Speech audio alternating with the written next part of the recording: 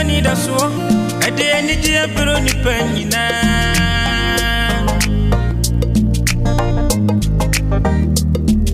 Sompa ebe sunima Sompa TV yabo Sompa ebe sunima Fawe fidi no to Sompa Fato Sompa TV na ya wani pama o na unu arada ifisa gudie munsemo ubenya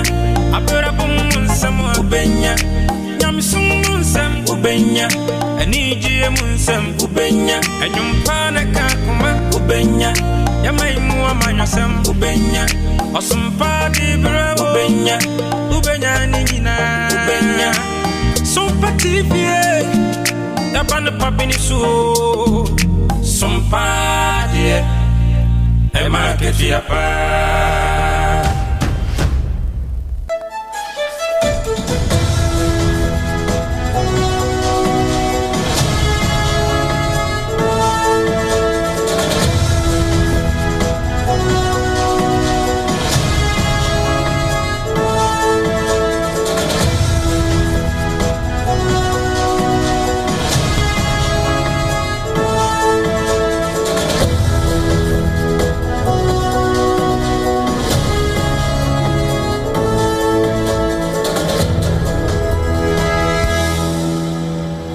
Odem na watchuna no ahia bio we yeda no ne etwa to okra ewo na watwe mu ebraso se yetena se ahaya Sompa 106.5 FM Accra Sompa 106.5 FM Accra no nsia kase a yede ma omemene da bia anwumere na ya to din se Ghana this week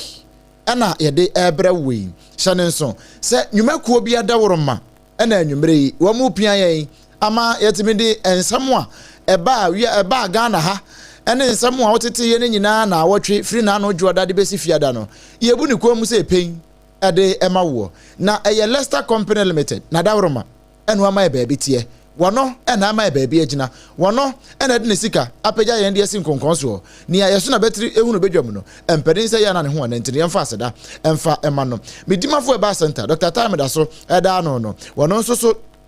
ebochidom ama bia etimi akonkan promasido wamo ede onga ede eboyechidom pa na fei Jos Bakery enso ede Jos Hot Cake no ede eboayen na Time Herbal Mixture so epia yen kama RSYD Novigi Studios wamo su kra yemu dendenden ya wamo su mu nya yemu da Sompa chede honkoma da bia yebokyere wo no nso no eno nso eka ho no bie na ene anwumere yi yeba abesomwo ni awobete ne nsem yimu ewa ha no edoso pa na emom hyanenso se yetwaguo ewo Sompa 106.5 FM so wonkran no Sompa 93.1 eno wo Kumase Asante Mantamu wono so oje Ayiko 100.9 wono so wo Kumase wo oje Adamfopa Radio ewo France wono ma hinklo Paris no mu wono so bogum kama afei Sompa 101.1 ewo takwa Sompa 103.3 eno so wotakorade Sompa 106.1 ewo Tachiman ena Sompa 98.9 ewo Sunyane Sompa 90.7 won Kranza Sompa 101.3 eno so Odoma ena fi Kingdom 106.1 FM ewo Mankesim Kaneshi Urban Radio enso fan live ewo Kaneshi Jakesiem ho ama wo ewo empona ho nyina na emfifi ho no wo nyina nso anye bi atie udi koda na so no ya na wa hwe ba bi radio phone nyina wo no behunu se no kore Sompa FM ye gina musa bilaba ya yemiemi akama afei Facebook no and TikTok no eye Sompa 106.5 FM Accra and YouTube no eye Sompa FM live www.sompaonline.com so en sama hudu bebre ye de aka na de ho ye kuche nyina e de akogu ho ni awotre ne no na posibie ene de this way Odum jejumeku eno no ewo ashama no wamabo amane se adankora be se edu ebako ena ejatomu a wonum atimi aboadum no bebre na so ena ahyiahwere wonum niema economists our science year finance professor ewo University of Ghana Professor Godfred Bokpin wadna no atumbi ewo Wesley Girls wamon komo no mu Onanyafo Inusa Fuseni Tamale Central Mrashe Bedwani wakasa akyeremo afa ECOWAS de siye enam so ema speaker eka se opani a wono woya dom kuma no eba no dani right honorable waka ni nsem nyina wie yese wo mo adi onanyafo afanyo maken ekohia privileges committee no Inusa Fuseni so akanadwen na eno na akyere na asante hene otumfo se tutu ababio ya otosumie na nyam kese wo tufuei na why na wo tu ne fuei mampani John Dramani Mahama afutuo ni mu nsem ye de bebrewo Abusia ensam ne bi kan yenim ho ena anwumre anuano bano yesi adwa ye de esom ho ese no nsia bremo ekase wo SOMPA 106.5 FM abusia share Facebook ni susisi anu like page no e de amayen share ma foforo so enya bi nhwe wadwenkyera ne yesra fato ho mayen na ye bebo kire e de amawo ensam a etwa gu ye na watwe ni mu nyina from Monday e ba besi Friday o man mu nsam no ni nyina so ye bebo kire e wo no nsia bremo kase e de asomuwo apesmaka de hia yaje pene ne yesi adwame midin abena badu adepa kofimene mbra abrempon na kwaku ampoma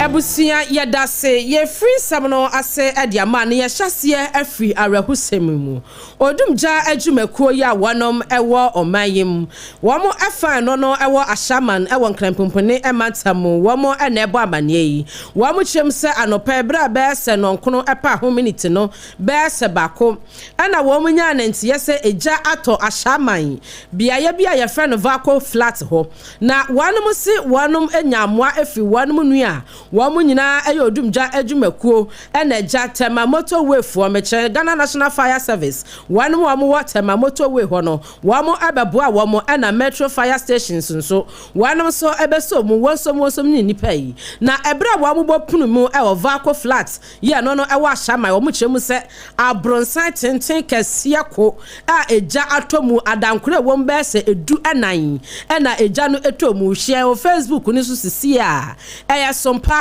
106.5 FM Accra SOMPA 106.5 FM Accra na empanifo ekyeremu se ebra wonom ekoya wonom hyase seja wonom edundundum ja no hwe abrosai tenten kama pa se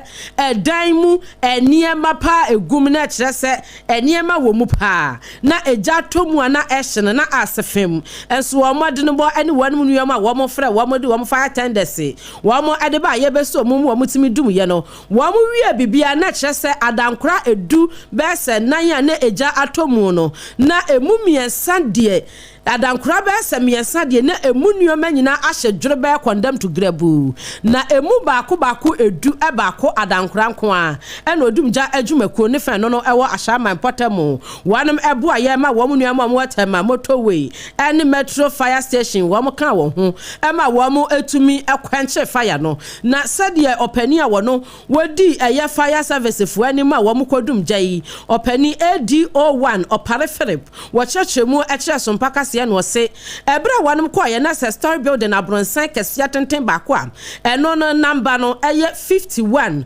no ewo ni Amoy Street eho na wanum ehun ya wo mu se sade jana ye ne na ni nyan sade amafo no bebre na etimi adwane wo na momnumika na ni nyina eni se ja to wanum edan mu nti wo mo epre odwumja adwumakuo ne se wo mo emra ni emabua wanum a wo mo ko ya mpara wo mo etimi bu aye no na ADO1 opare Philip say nyankopon eya dom ema adankora bese du baako a wo mo etimi du mu a emu nuoma anhye na miensa etimi ehye ye ne nyina emu no wo mo anya odihye na seti ase ni bia se ne ho eka ye na kyese wo mo anya casualty bia ewo eya bia ye ho na mom wo mo kyeremu se sade na eniema mu aye din na gya no anu adinti eniema de ebisaye pa eniema de wanu mu kyeremu se ebisaye pa ADO1 o pare Philip wono ane SOMPA kase etwetwe nkomo a o kyerkyere sansem ni mu nyina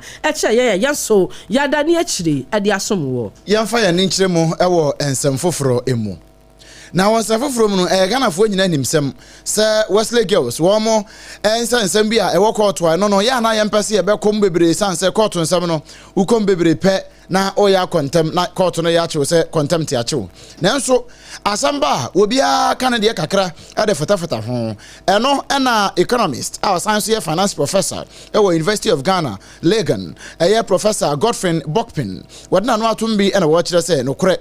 nia ekoso nyina no ekamea yese nia nipa bi pese womma wonom a womo edene ne eye mre na wonom a womo emre no etimi be yedene eno ne ono ne nkyerechire mu ne nyina ne se nia wo hunu ene nia wote nia wakenkan ene nia wo hunu nyina ne kire se wonom a titiri pa ne mission schools no wonom no ya na wobia wone de ya woye nanso ni dia woye no wa ma na anya ne sa na okase bia nipa ketua bi nti no womunyan ni omo ye bia no omeserve nipa ketua bi na aka no a na kamia ye se dodo na wo mo ho no opese wo kekere wo monsa gu omachi na afi enketua no wo mmom eye akese Professor Godfrey Bokpin wone so mpaka se bonkomo edin sem sei eto yanim. Any attempt, and it will be suboptimal, any attempt to weaken the strong in order to strengthen the weak will be problematic. So the way you solve that is the state will invest in quality education comparable to mission schools. That is the way out. That's the reason why I'm talking about any attempt to weaken the strong, to bring them down in order to strengthen the weak will be problematic. It is not the state to prescribe how mission schools should pursue their faith. That's my point. In a country like Ghana where we have different religious groups, look, there are others who believe that their faith requires that they don't wear any slippers. They walk barefooted because every place is a holy ground. There are different interests and all of that. And to the extent that, so the state's failure over the decades. Se omaino ena yentimi antutu ye niema yie na se asode bi ana se mission bi aba no aba ye niema yie a no nkire se sa mission no ono nsoso ne niema wode agu akwan mu no e se yeka ede hye tokromu yenya awomo na obia enye nadwuma we economist and finance professor at University of Ghana Professor Godfrey Bokpin ninsemnie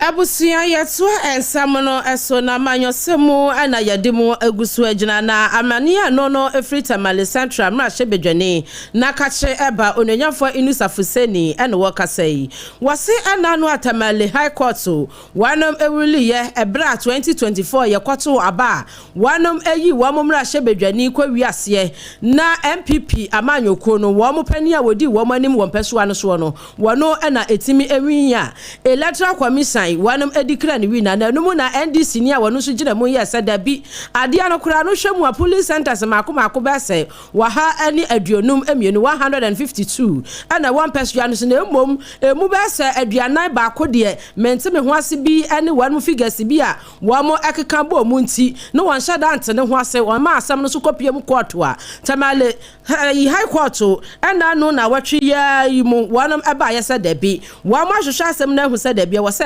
run na asemi abasa yi ana mrahye bedwamo opani a wono oyedom kuma no ba no dani onanyafo Alexander Kwame na afenyo market futu ano mrahye bedwani no wakasa ye kire mu se kamia isese a judge fo ni a lawyer fo asabi wo mo ewo mai konkro Ghana mu no wanom ayi adwuma adipresi eye amanyofo mpanimfo asabi wanom sha wo mo ase ya yetua wanom eka sansemi oditumu ewo mrahye bedwafie ana no ukwada na numu ana tamale central emrahye bedwani onanyafo inusafuseni waba mountain wonu so kire mu se ensemu adom kuma no ba no dani onanyafo Alexander Kwame na afenyo market kan ye no wone ne nya adwene ne wone ne nya adwene china o kire nsemu sei he should be on his way to a general legal counsel, not because he's a minority leader, but because he's a lawyer. And he scandalized himself and his profession. He goes there to produce the facts as defense. But he can't scandalize the courts in the way he has done as a lawyer. He can't do that. And he's a lawyer. So that's what you should understand. And secondly,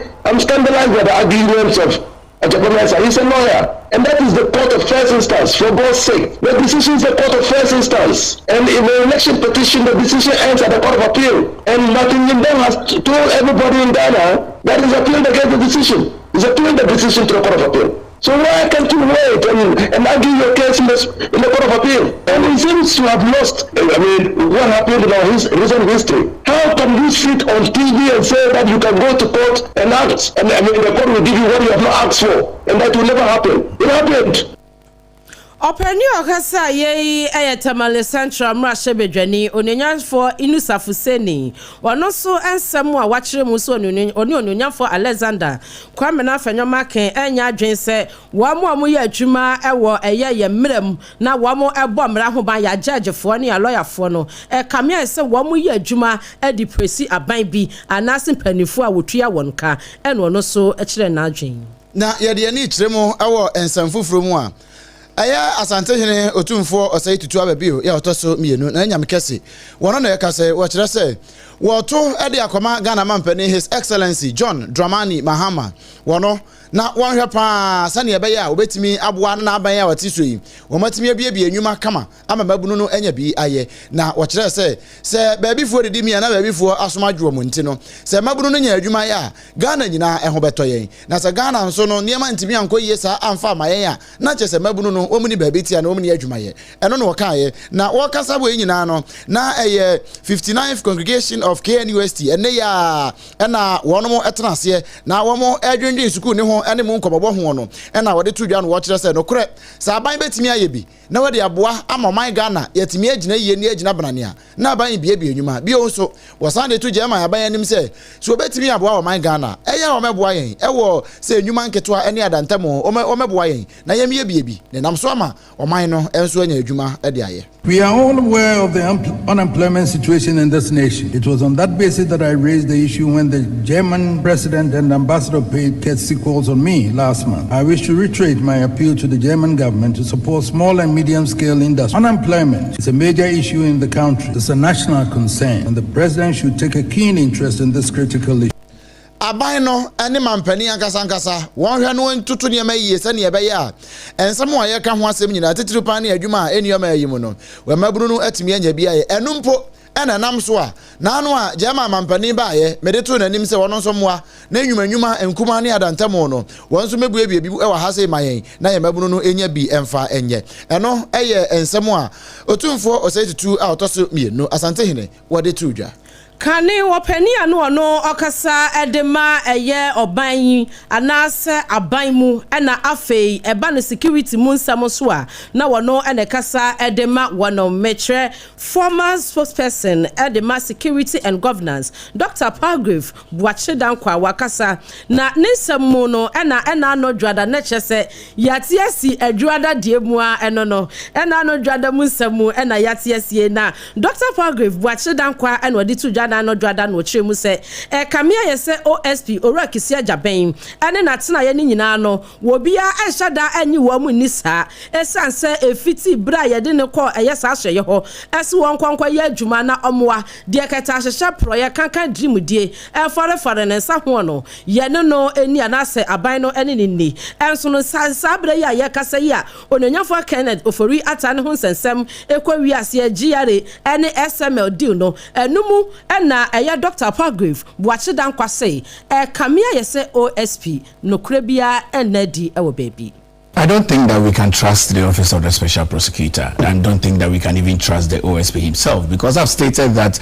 governance is three things. It's trust, it's transparency and accountability. And very clearly, you've seen that he's been on a wild goose chase. We can trust him. Why do we waste our time when you can strengthen your own institution and work in silence? I mean, working in silence is key. When I see those mark shots, I get very scared, because these are people who have built many years of reputation, and I get very scared for our public service conversation and the attitude we are putting everybody through. Everyone can become a victim of circumstances, and so until your name is cleared, you are totally destroyed, and that's what we are doing. And so all of us must be able to fight against what is happening. I mean, I don't know if we can trust the OSP. He must be able to work in silence.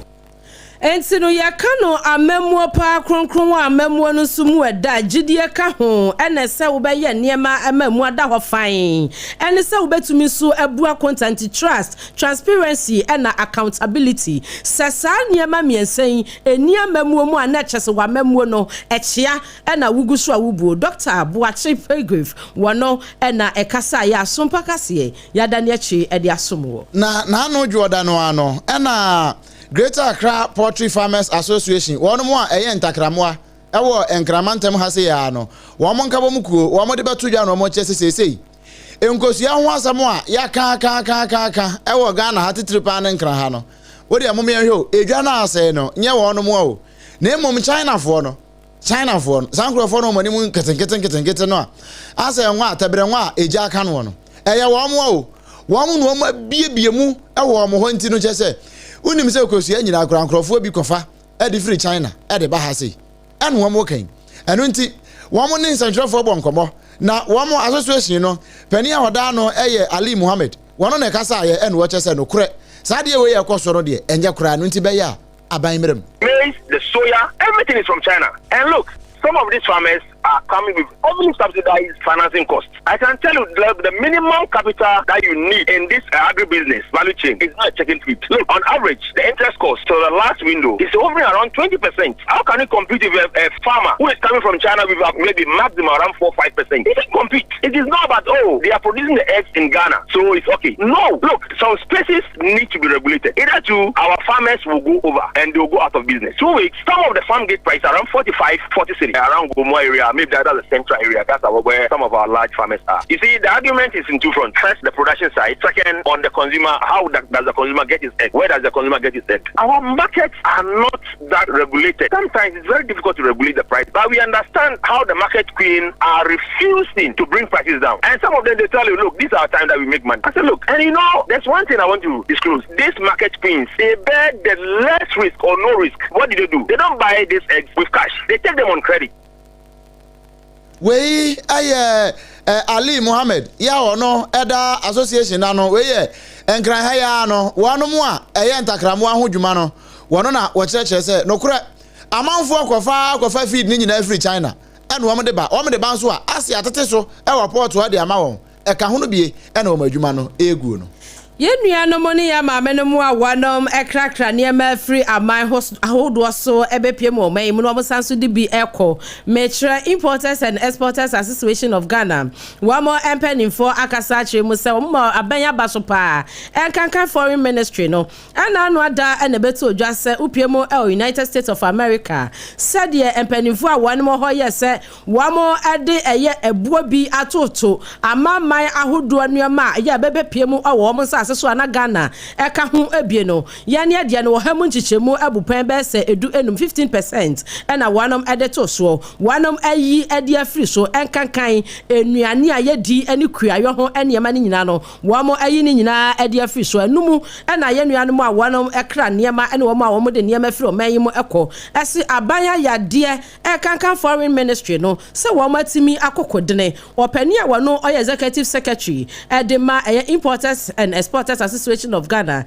Onyonyafo Samson Asaki Awingobit Wakasai. It's a welcoming news. I envisaged this long ago when a campaign called China, and the outcome was that China was going to, by the end of the month of September, China was going to allow our export proceeds to come into the country 100% market control. That done on media interview with the American government will abandon their 15 tariffs, because if they see that Ghana will go and do business with China with ease, then of course they are going to have a problem for them. And so truly, I'm happy that at the end of the day, they have learned their lesson and they have come back to say, no, any include 15%, I think, reverse it to make market and then that diplomatic relationship to grow stronger. Ghana government and Ghanaians don't have problem with America. They are sovereign, we are also sovereign. But however, market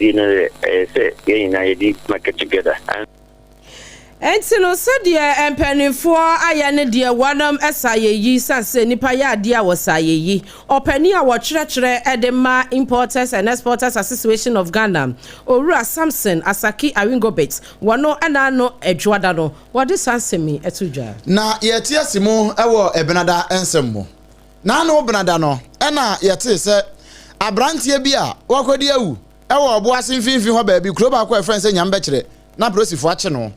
na prosifo ache se be se bosumi ni da na to sudu nkron e na wo munya ne nte se ababa wo bi efren se abena biggest wono ankasa ne kanchema ne mpena waje ne nkwade afiche se wawo ne se kan rof aje ne nkwade afi ne nsem na mpani se wunim dwane a na wunim tete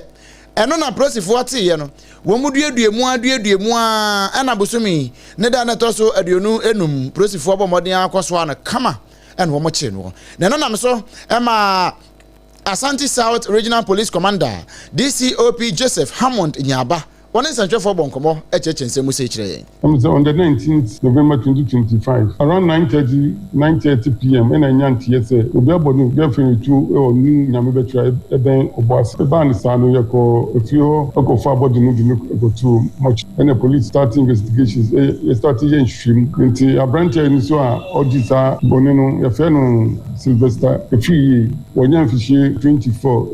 9 again no so ya fe no Charlotte Obin on so 23 years. Nteba ansano abrante di mi kwan wi a no di akoniaba akoshe masi to ha no atabo was no akoshe kumasa anti na mincha de na amachi 2:30 am na ye kotite no ye chi no nkabaria na ye de na ye twimu ye de be kwa kopi kochino so ni so di ku no ye de na ko amana ko fatu no de abanti so ni so be di police front sem so wa je tumi se ampa no no tutu ni ku no me no de odbo no pon na ba ko si de no na so no odbo according to boy no o say say onimi nyankasa just na before buy na otutu na okungwe na chese se ne yen yete yese eyese kan no de wo no na nya se kan po na yetuo we eye DCOP Joseph Hammond Nyaba wono ye Ashanti South Regional Police Commander e won nsem yi ho na no brada e no ne ye bonkomo no Ebenada na so ensembia agentre ha ewo mayimo enese opani a wono ohye electoral commission Mami J Mesa ene ne first deputy ne second deputy krata bi epie montene a wanam echem senke be yanka ban enyi wo mom yesa nyina free sa office ho esansa niema bi a ekoso no wanam emoa ama ehonwuma no entumi enkoso na ewie ya na kirese ena no brada no owura bi a wono odi Joseph Blackson Adumazi wono so eba mantini be kire mu se eye wono ena de sa petition no ekwa akoma mpanifo nti wode kwakora dada na wase wogina amamra constitution ne so article 146 no so ena wase wo kire ya kire mu esese obi awahwe ya bia na office bi na sebio eniema wo ya ho no enye na se ebia wo yenyiyimu ebi wo krampa position bi a wase wode ma asemasi anaso benten no se ebia wono ankasa ehu nipa bi na unqualified for that position ne kura no ubemu se watam e dia ma no enti wosesa ne ma ni nyina no no wo hwehwe mu a ehu yese ebra na wono owo eye isi akachi ano no so ye adwuma ne bie no ekoso wo ho na se de wono okire ni nsemu kura no wose wo mo de ntansa bi ebo no e wa bra na oye adwuma e ho ese isi staffer ese wawia BVD machines ekwa ase ekwa kwato kura bosifo be kire mu se wo mo akwa hu bi e recycling company bi e wo madina ani ade enso ekopie mu ana kire se wose ne ho asan kwato se sa kura anyi ono ne wi aye ne ade a wose sa ebre ni mu nyina no ene interdict no e wo na dwuma mu asesei wotifie interpretation ne de wasra abanyada ese won fan koma chief of staff na wo mo akiri. You see, because I've petitioned the president under the Article 146 of the 1992 Constitution, I just don't want to go deep into the petition. I have petitioned him. But as you saw today, the press release, it stated incompetence and cronyism and the election and then other stuff on it. So for now, that is what we will look at, and then the president will take it from there. No, I didn't go to work today. I have been for a while now. I don't go. No, I've not been. I've not been. I'm on an interdiction. It's a whole lot, but it was about these DVDs that they were talking about some things which were not true about me, but I don't want to go there. Onu kra na no no konsese kra so okase won koye djuma e o isi akachi bie we obekọ ora Joseph Blackson Adumazi wono ene wa chiro krata petition e kwa ma ban se isi chair ne deputy 1 ne deputy 2 wa mo miesa wa mo nsem fata hye ho yenyi wonum nyina ho a wo chire nsem na no benada no kra no ana abrante bi a ono kra wo yesofo mpo Apostle Abraham Labi Lincoln wa yesa o ya wa mandemo wo ya demonstration say kisi ajaben wo mo number yenyini mfiri ho na one SOMPA ka se e bon komo e cheche ni trimupo se ntia why is demonstration no. The theme for this demo is agronomic form. We are marching. We are wearing our red, black. I beg me, I wear my gown like this, and I will go. This guy, yes, I wear the same gown, and I will go and present my case. And if he doesn't listen and doesn't take it, then we know the sort of president he is. Let us march. We are marching straight to Jubilee House. Then we petition the president. President, Kisi, we don't hate him. We don't have a problem with all that play. Either it will be dissolved and reformed, or sack all of them. Abusia weye Apostle Abraham Labi Lincoln one na lead convener e de ma one mo a anase ono kra na so one man demo one be kɔ no na emfitianse no kra no yera Martin Kpebu ono emranim ni no ono ampo se nko ba belidi demonstration no eno na Martin Kpebu esane beto so no wo che se Abraham Lincoln woye demo no wanyo petition maku dunum 15 ena egu akira wo mo che se Kisi Ajaben wo mo number. As we talk now, there are 15 petitions for the removal of Kisi Ajaben. When was the last time you heard 15? Even, the other persons who are subject to Article 146 proceedings. I've never heard of 15 petitions. So that tells you that there's something wrong. Wey mranim ni a friend say Martin Kpebu. Di nyina ye na no brada. Ensem a etodwa no ebino no. Abusia de suamu ensemu kwada na yewura na opani a wono oda nwomesua ho nsem ano e wo mayi mo nya fo ha na drusu ekopie mo e wo mrahye bedwafie ni nyina efa Wesley Girls nsem esi ho na sese kura kwatu esanso abehye ho bre asantena sobio ni nyina efa asomienu mozremi som eni Christianity se hwan eni ye ma ne kwan na wono so mo ne mpaye ye besi mox wo ho ebe wiase na aye pinso na sansan no eno ne nyafo ha na drusu kopie mu omrahye bedwafie no de to dwase wanum nsi akwada bia kwan ewo SHS yahoduo mu ewo ni gidie ho esa awesome wose wohwemu a article 33/5 na article 26/1 edi adanse epefe se ma ho kwan esa akwada wo kosuku mana kwanya na ne somu a wagidie no ontimi practice. That there is some ongoing debate on restrictions on Muslim students in Wesley Girls, which conflicts with international human rights standards and even standard expected of us in Ghana's constitution and Article 33.5 and 26.1 of the constitution. And then to assure our colleagues that we have a duty to uphold the rights of every Ghanaian child and to uphold the rights of every Ghanaian citizen. No right is divisible, and that we will not countenance any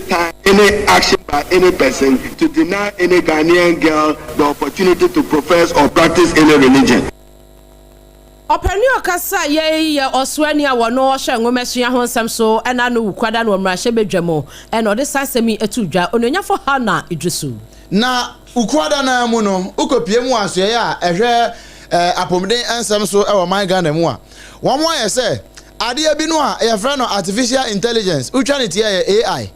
wo mo peso wo mo ye ho adwuma pa na wo mo boa no mo di AI no e ye adwuma e wa ahye ye ho na etimi boa pa ma apomden etimi konkan na pani a woni amansan e bo nkomo e cheche nsem we nyina mu no e ye Dr. Wisdom Ateoto wono e na wogina simpie so ene sentrefo e bo nkomo. There are 5 key areas where we are looking at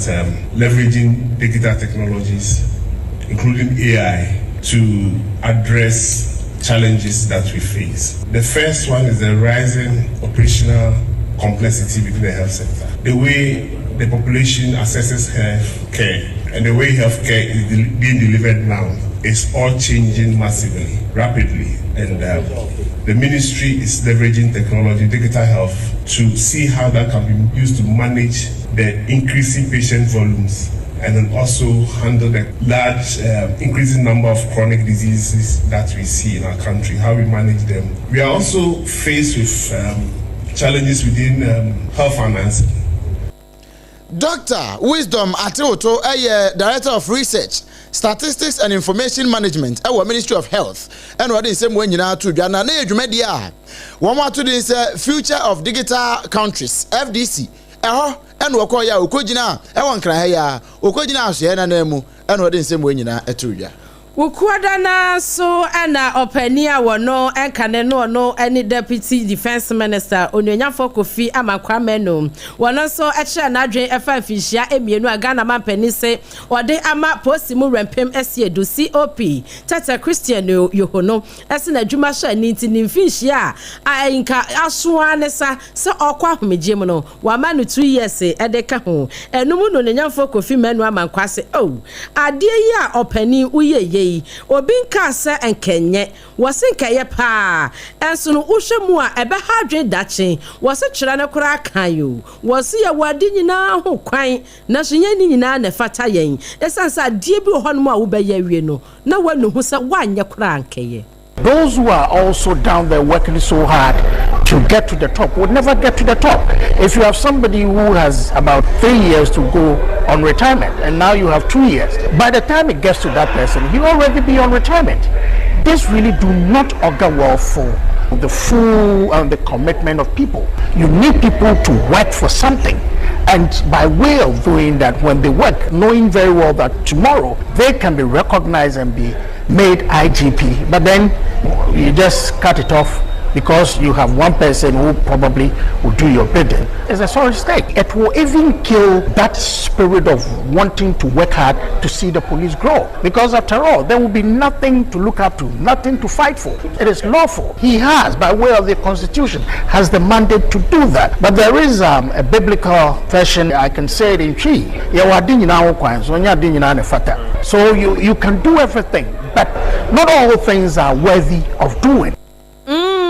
Openi okasa ye kaneno wabua pass ye ya na wonom ehwe bambo ho nsem so no no openi abedi akire Onyonyafo Kofi Amakwame no no so akire na adwese finhia mienu po mampanini e dia ba IGP yi die dache e de nsem beba na yentinsimu na no ye woda no ensem wesi ye na do so pa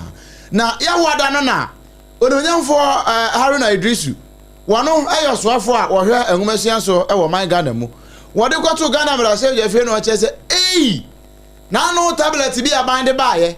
se won fa ma dusuafo titiri pa no wo ento aso suku no wo fa nsuan de no ukọ hwe a ononku anom de hwe. I inherited a contract worth about $337 million, where some 1.3 million tablets was to be distributed across the country to all free senior high schools in the country so that learners can have access to digital tools. I'm told that deployment of that is around 980,000. We are through GET funds supporting the distribution across the country. But my attention this morning, Mr. Speaker, was drawn to the fact that many of the devices are not customized and the students are using it for other purposes, including pornography, which is not acceptable. Which is not acceptable. We Onyonyafo Haruna Idrisu na wamfane nsem no anso ha we wi no akyerekere kwan aban efa so na sane ebe ya wo mo be kateli ni nyina kama na wo mo de restrictions ato ho se be ya nkwada no pornographic material no wo mo hwe no. And therefore, Mr. Speaker, government is taking a high view of it, and there must be restrictions as to what the tablets can be used for, and it should be used strictly for purpose of study. The curriculum is offloaded onto the tablet. It will facilitate digital learning. Mr. Speaker, we are to be minded that when you are training students, you are training them to be globally competitive, and therefore we have to take investment in digital skills and digital technology and its deployment much more seriously with increase. Onyonyafo Haruna Idrisu ayo soafo hwe enwasian sem so e na no ya wada e no de tudwa abusia hye no so se wotie no sia bremo kase memenda edition e was SOMPA 106.5 FM ya ne affiliate ni nyina eso na yetoa ensam no eso e wo ensam foforo mo enkane no president no oti akonwa so e do my Ghana mo e president His Excellency John Ejekum Kofo wakasa ene semtwofo adi nkomo ya wada no e no adi tudwa se ebra obeye omanpanini ewo mayim ofasuafo enso osweni bi pa wofa no wochiremu se 2001 wosweni a wofa no ema ne hwe apomudimu ensem so wasi yie wotwa ne puse wasi wayade pa na 2006 nso wasanso ba ne free apomudimu ebe hwe akwan ani akwantempo ho nsem so wasi wora ne yade o wasi nipa yade o sayeyi wasi no ye ni favorite papa nyasem ketwa Dr. Richard Anane enana omapani dada kofo ebona basi. It wasn't established Dr. Anani was corrupt. There was allegation, we'd been involved with some lady in America. They had an issue and he was caring for the lady and their son. Somehow some people picked that up and made it seem Anani had been able to remit 90,000. Anani is a medical specialist with some practice behind him. He's a solid man, but we tend to, as a society, we tend to be too nitpicking, which is not good. But in terms of him as a hard-working minister, he was second to none, I'll tell you. And if you care to investigate, wherever he was put, he served. He, for instance, was part of the initiation of the National Health Insurance Scheme, which benefited the people at large. And also, when he was moved to the roads sector, I tell you, when you check the history, I believe Ghana would be yet to get a minister that really contributed to building the roads, arterial roads from the capital. If you look at the roads from Accra to Kumasi, right from Kumasi, people forget. Then the George Bush Highway from Malam all the way to Yamoransa, then Tema to Aflau. Then in Volta region, Nkonya, Wawa, Dambai, from Tamale to Yendi, all these things happened within just 4 or 5 years under Anani. So it's very hard working, but people have taken to maligning him. Entino Ghana this year muko nshira no mwashira Dr. Richard Anane esansa adwasare mukuro mu hora kwan ni nyina dasa na abraso eno ye enti akwan ni akwantempon de we bi pa e wa bro mampani dada John ejekum kofo papa Kofi Gentle Jack ede no eba ya wo behwe sasre ye no eso 2001 ene 2006 wo sharp mudi 2001 no 2006 so wo san kwasha akwan ni akwantempon so a papa ichire mu se obo adwuma pa enti no yo swenia no bra ne ho ase ye adwuma enti no odo no afe ye to aso ewo ensem foforo mu na Leicester Company Limited asem ne yeken hwe wo de Yas toothpaste ene ne brush no e de abadwama so asese wo ma nkrofo no mu ate kama pa no na wo mo se wo pese wo no mote wo de anopa no se wo de total care ana whitening no na anwumire a wokoda no wo de hairbar no na wo de afam na bibia atumi aye fine Yas toothpaste ene ne brush correct one pa woman na aso kase yasene medimafo eba center Dr. Time da so da no say yade bia hawa na do ani akirem ewo ho say yes stroke si yade ana say ukotodwe uchepi ena ya ujonku na etutu wo diabetes hypertension kidney failure mepa chop yade bia aye kwankro ewo nipadua no mu no wo de ko medimafo eba center so ya wo behwe no all the time ebre e de ato wo yade no so e de ama no nyina na esan say unya na chira kwan na odo ani chire ho a ne ma nyina akoboko ede emawo awo na emma ewa awade enum amamanfo ebo osudwetri ko Dr. Tamida so ho na wamfa bre ento bibia so emfa emawo mepacho owo enkran ha ya apokwa semayira eho na obutuo na ukopie mu ewa santimantam so a eno so eye ebu akwa agogo aban sukuu no hwe anim ho pe eno wo 0244 7748 0244 774 282 ena 0500 727215 na one no abo enkomo onga ye bone mra ne se mama helping hand we ye nia ye de ya aduane papa ema ne ema nyina etimi koyie ade maye no eno ho asem na mekan yo eno nti maame ye papa wo ye aduane na se aduane ne beko yie pa de age se o de onga na o de afra na bibia atumi aye fine eno na osoma akoda se won konkotomra na waka chense ya to onga waba no de foforo bia ba ya manye eno na mema na timi de bie na nkoda nyina timi de bie enye na ewodwom ba bia onga eboa ma aduane ye de pa se o de onga eye hyeto a ekoyie se eno nti o hyeto na wo ye no ya na o de onga na o de aye eno kro ye yi na me kanfo de ma o se wonya de onga de aye hyeto na wie na de bia ye nkruma fro ye bibia udi bia ye bia no no ape just hot kinky na de aboso just hot kinky just bakery one more brodo ene samunua ne ahodo nyina papa ne bi no a yetimi edie ni kama na dedede no ewiase nyina gye atomo no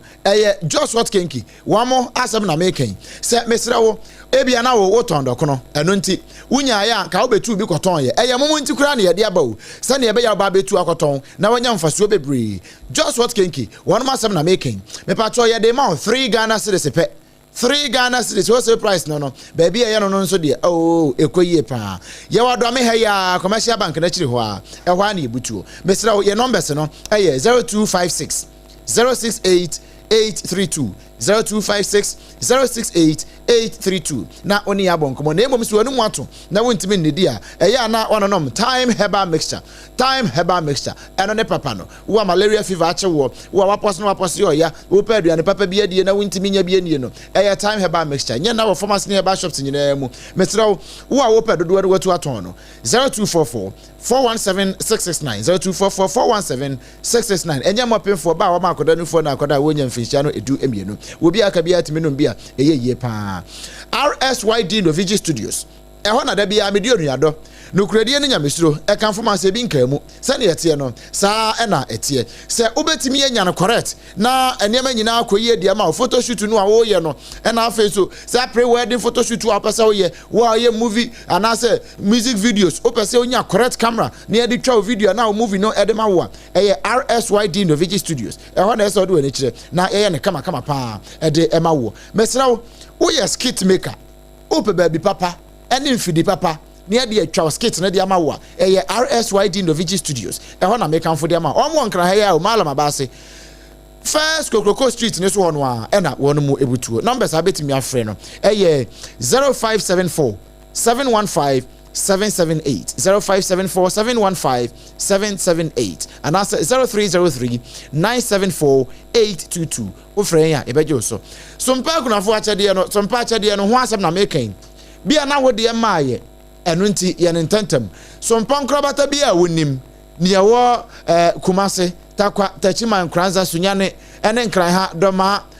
ba bia takwa ne takrade fo nyina o de ya fa bi koja won na wo monya ne kama wo mo boa no ye de beche wono mo wo mu ni bia kunafo mo browafo ene ankonamfo ni nyina no ye de boa won no mo ntu bro nyi wo mo so monya bibi kakra e de apodwe me pa cho e bia na pesa o de no ye ne sika fafa number yi so 0598 559 808 802 0598 559 802 Edie beba no Blessed Foster anase Terawan Media Blessed Foster anase Terawan Media me pacho kakra bia wo bia no fafa so na yemfamoa na yemfase de emfanhye wo mumfompi eno mumfompi emma wono madawro ma no maso yasene emma yede kasie ede brewo ma yana ne ho sima pembra ye ba ye bo wura na no fie dem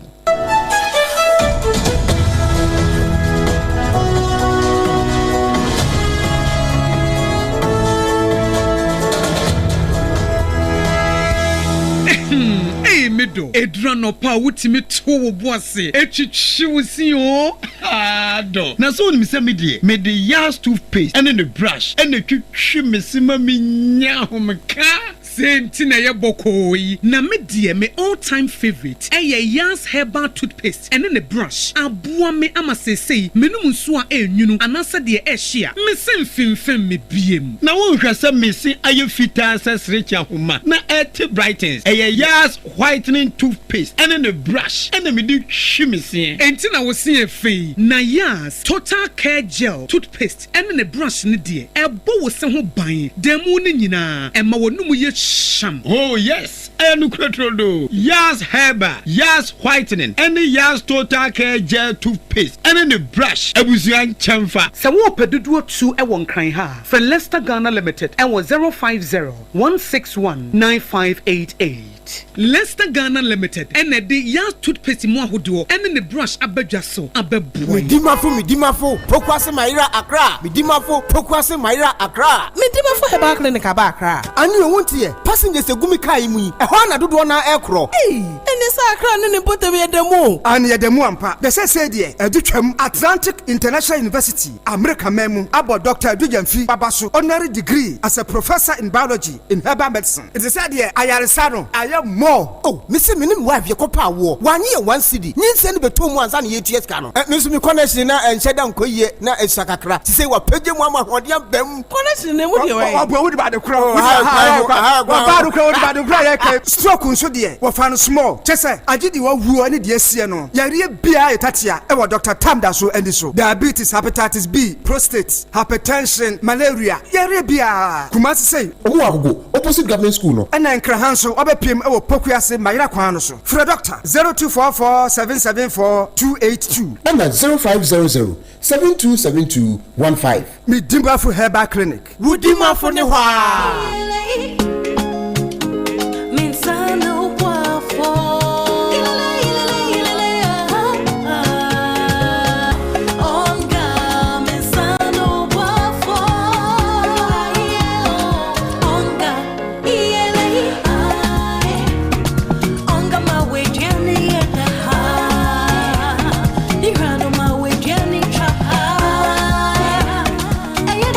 Da obiari hia emwa sonko bia ebema ni nia opepa aye de change onga mama sano boafo FDA agi edwadie yin krato ya so SOMPA achedie 2025 yaba Bible say nyame SOMPA pane say obi kon wunyanka ene ewisia mobo enuti na SOMPA 93.1 Kumase SOMPA 106.5 Techiman 90.7 Enkransa 101.1 Takwa 98.9 Sunyane ana SOMPA 106.5 Accra yakabom se bronyen yebema enisia ene ekranfo edidi na yenko ayetimi age se wo beboa yen enti se ya anwa emmo tin tomatoes ntade empaboa ye bia wa hyedada wonsan ehia enye ntade dada na emom de yebetime de ya che amano ayeye monfa meboa yen ne yefa mamobrofo ekunafo enyanka ne ewusia ebusuafo yemfa ye ho hyem na propose prepa obo aduponko mu ye nyankopon obeyiye wiye SOMPA achede ekunafo ene enyanka ne so wo mu bedidi se yesika fatu ahomatrofo iso 0598 559802 meetimu biem 0598559802 ediye waso yetara 1 media anasa Blessed Foster branya bosome ni bebodwa trada na de amode tomo ye no ye de ama ekunafo yi mu amu ye bi afie etwemu no emu adanse de de mu amu nim SOMPA achede 2025 yaba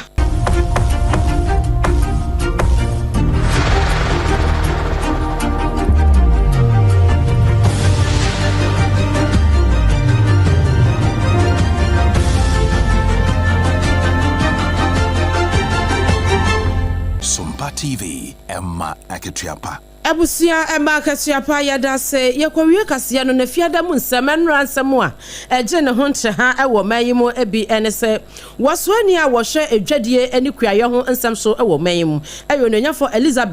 Elizabeth ofosu ajare wakasa chemu se aban no amenebo anum nsu agusu se obebo mamabunu no enya adwuma ye pa wo se anu nti ena aban no edi bibi eba ya wonum tu din se adwuma wura program na se program no ebeboa emabunu be se 10,000 afibia amomanya adwuma aye. And on this joyous occasion, it's important to reflect on our cultural education.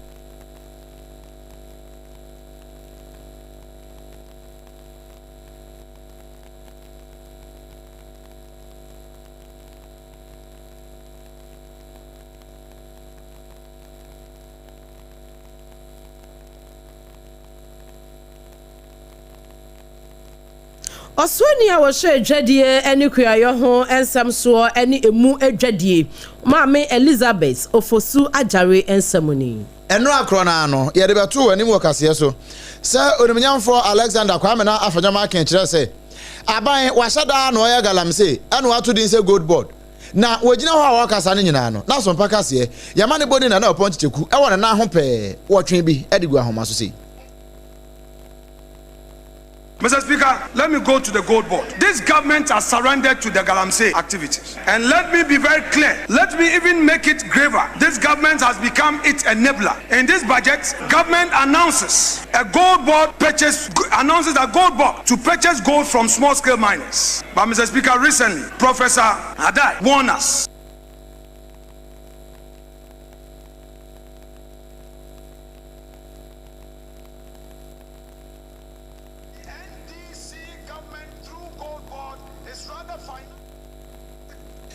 NDC at the gold board and one day Galamsey. We on for Alexander Kwame na for your marking. We know they just notice about we when you serious back we say. And yet their own government is today demonstrating neither the seriousness nor the commitment necessary to defeat illegal mining. Instead, it has set up a gold board to buy gold it cannot trace from miners it cannot verify in a system designed for complicity rather than enforcement. This is horrifying. This is a betrayal of those 8 souls. It is a betrayal of every soldier risking their life.